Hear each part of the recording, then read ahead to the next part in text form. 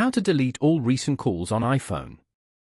To get started, first of all go ahead and open up the phone application on your phone.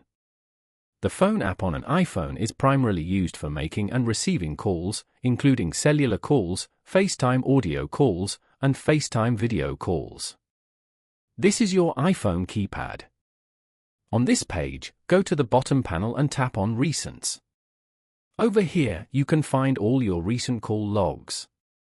Go to the top left corner and tap on Edit. Then, tap on Select. After that, tap on Clear at the top right corner. Then, tap on Clear All Recents to confirm.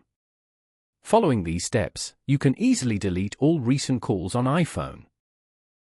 Thank you for watching. Please leave a like if this tutorial helped you, or leave a comment below if you have any questions related to the video.